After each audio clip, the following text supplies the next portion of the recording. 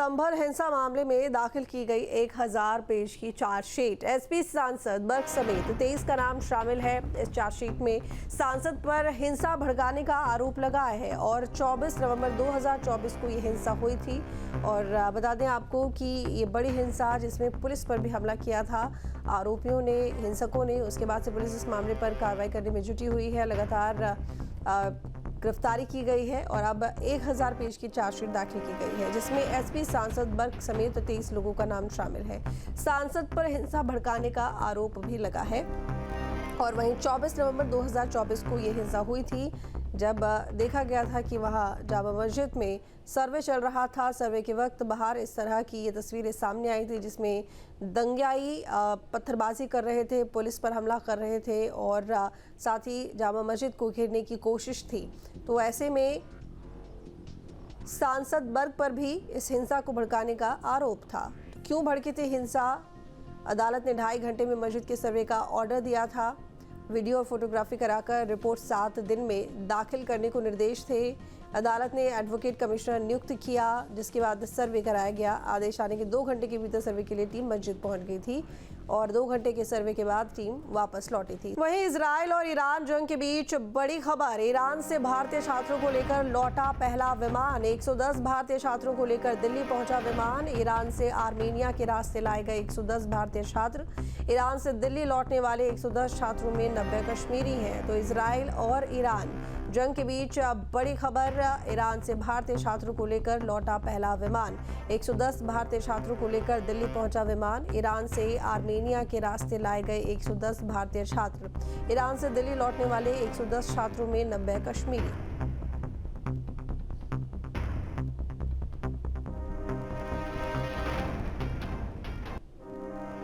Israel Iran युद्ध में Iran में पढ़ाई करने गए भारतीय छात्रों को सुरक्षित मुल्क वापसी के लिए ऑपरेशन सिंधु चलाया जा रहा है, जिसको लेकर पहला विमान ईरान बॉर्डर पार कर आर्मेनिया से इंडिगो की फ्लाइट से दिल्ली एयरपोर्ट लाया गया, जिसमें 90 छात्र कश्मीर और 20 छात्र छात्राएं अलग अलग प्रदेशों के हैं। ऐसे ही एक छात्र मरियम रोज हैं, जो कि मेडिकल की पढ़ाई करने के लिए ईरान गई थी। अब वो वापस लौट आई हैं। उनसे बात की हमारे संवाददाता सैयद आमिर ने। इस समय मरियम हमारे साथ में मौजूद हैं, जो कि ईरान से आई हैं और उर्मिया में मौजूद थी, लेकिन तेहरान की हालत बहुत ख़राब है। आपका पूरा नाम क्या है? मरियम रोज। मरियम, ये बताइए कि किस तरह की सिचुएशन थी? आप जहां से आई हैं, आपके हाथ में इंडियन फ्लैग है और आप खुश लग रही हैं, क्या वहाँ की सिचुएशन थी वो बताइए। मैं उर्मिया से आई हूँ। वहाँ की सिचुएशन अभी उतनी ख़राब नहीं हुई थी। उससे पहले हमें इवैक्यूएट कर लिया है इंडियन एम्बेसी ने, और इंडियन एम्बेसी के हम बहुत थैंकफुल है। उन्होंने वहाँ पे हमसे बहुत इजीली, मतलब सब कुछ उन लोगों ने अरेंज किया, सब कुछ अच्छे से। आप मेडिकल की छात्र हैं? हाँ जी। तो कितने साल हुए आपको MBBS? 4th year. लेकिन बहुत सारे स्टूडेंट्स तो तेहरान में भी फंसे हुए हैं। क्या बातचीत होती थी? क्या आपके वहाँ पे फ्रेंड्स सर्कल है वहाँ पे लोग? हाँ जी। क्या बातचीत होती थी उनकी? किस तरह की सिचुएशन? उनको अभी कहीं और इवैक्यूएट किया है, मतलब कहीं और रिलोकेट किया है। तो मे भी दुआ यही है कि हम उनको जल्दी इवैक्यूएट कर ले अब इंडियन। ऑपरेशन सिंधु को लेकर के क्या कहेंगे? जिस तरह से गवर्नमेंट ने इनिशिएटिव लिया, आप लोगों को बाहर निकाला, क्या कहेंगे इसके बारे में? बहुत हेल्पफुल था, बहुत अच्छा था, बहुत क्विक था।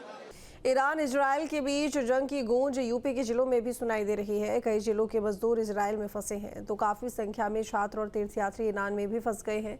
कौशाम्बी और प्रयागराज जिले के सैकड़ों छात्र और तीर्थयात्री ईरान से वापसी का इंतजार कर रहे हैं। अपनों की सुरक्षित वापसी के लिए परिजनों ने सरकार से मदद की गुहार लगाई है। रिपोर्ट देखिए। ईरान और इजराइल के बीच बीते कई दिनों से भयंकर युद्ध हो रहा है।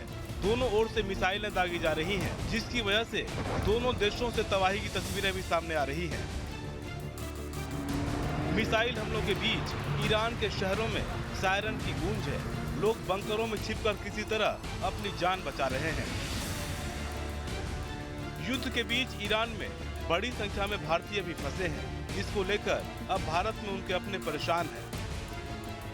हमारे घर के लगभग 15-16 लोग वहाँ हैं। 2 हमारे सगे भाई हैं, उनकी फैमिली है, और मामू हैं, उनकी फैमिली है, और एक भतीजा वहाँ पर पढ़ रहा है। तो ये लोग जो है, जब 12 तारीख को ये घटना हुई है, तो इनका लोगों का कॉल आया था कि हाँ ऐसी घटना हुई है, जिससे वो लोग थोड़ा सा डरे सहमे से थे। उसके बाद वहाँ पर नेट बंद हो गया। नेट बंद होने के बाद जब 2 दिन के बाद नेट चालू हुआ तो कल बातचीत हुई है। बातचीत के दौरान उन्होंने बताया कि सारी सुविधाएं हैं, कोई ऐसी बात नहीं है, सब सामान्य स्थिति है, लेकिन यहाँ पर हम लोगों को थोड़ा सा घबराहट सी हो रही है। कौशाम्बी जिले के करीब 300 छात्र और धर्मगुरु भी ईरान में फंसे हैं। मुहर्रम से पहले इन्हें भारत लौटना था, लेकिन जंग के चलते फ्लाइट्स कैंसिल कर दी गई। एयरबेस बंद होने की वजह से अब वतन वापसी के लिए दूसरे रास्ते तलाशे जा रहे हैं। माना जा रहा है कि ये लोग इराक या अफगानिस्तान के रास्ते वापसी की कोशिश कर सकते हैं। इसके अलावा लेबनान और सीरिया के विकल्पों पर भी चर्चा की जा रही है। अब एक एडवाइजरी ईरानी हुकूमत ने जारी किया था, जिसको जाना हो वो सड़क के रास्ते से जा सकता है।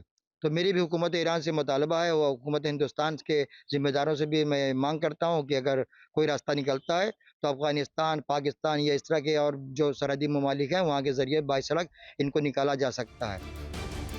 ईरान में बड़ी संख्या में यूपी के छात्र पढ़ाई कर रहे हैं। पिछले साल भी जब जंग के हालात बने थे तब एयरबेस बंद कर दिए गए थे। इस बार फिर हालात वही बन गए हैं। अब सभी की निगाहें विदेश मंत्रालय के अगले कदम पर टिकी है। हमारा एक भतीजा है जो 2016 में यहाँ से पढ़ने के लिए गया था कुंभ में। ग्रेटर नोएडा से बड़ी खबर, जहां पर पार्टी नहीं देने पर दोस्त की हत्या कर दी गई। दोस्त ने मुंह गर्दन पर मारे घूंसे और मरने के बाद शव को फेंका। पुलिस ने एक युवक और 2 नाबालिगों को गिरफ्तार कर लिया है। तो बड़ी जानकारी ग्रेटर नोएडा से, जहां पर पार्टी नहीं देने पर दोस्त की हत्या की गई। दोस्त ने मुंह गर्दन पर घूंसे मारे और मरने के बाद शव को फेंका। पुलिस ने एक युवक और 2 नाबालिगों को गिरफ्तार कर लिया है। तो ये बड़ी जानकारी, पार्टी नहीं देने पर दोस्त ने की हत्या। थाना जेवर क्षेत्र के अंतर्गत नहर के पास एक अज्ञात शव के मिलने की सूचना प्राप्त हुई। जब इसमें आगे तफ्तीश की गई तो मालूम चला कि व्यक्ति का नाम सनी रावल है और वो सूरजपुर का निवासी है। इस संदर्भ में थाना सूरजपुर में एक मुकदमा भी पंजीकृत था। पुलिस ने तत्काल कार्रवाई करते हुए 3 संदिग्ध बाल अपचारियों को अभिरक्षा में लिया हुआ। अन्य सभी बिंदुओं पर गहनता से जांच जारी है। शव को पोस्टमार्टम के लिए भेजा गया है। अन्य विधिक कार्रवाई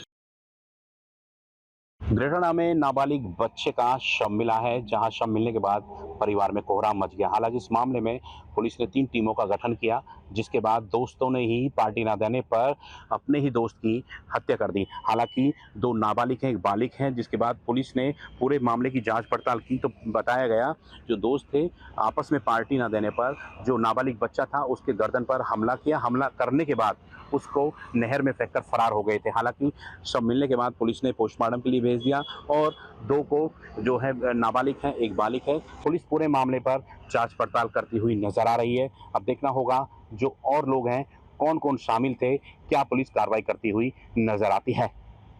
ग्रेटर नोएडा से तरुण भराना, न्यूज स्टेट उत्तर प्रदेश। जहां भक्ति है हर शब्द में, कथाओं में छुपे हैं दिव्य रहस्य और ज्योतिष देता है जीवन को दिशा। धर्म से जुड़ी हर बातों को जानने के लिए हमारे चैनल स्तुति को सब्सक्राइब करें। चैनल पर जाने के लिए इस लिंक पर क्लिक करें।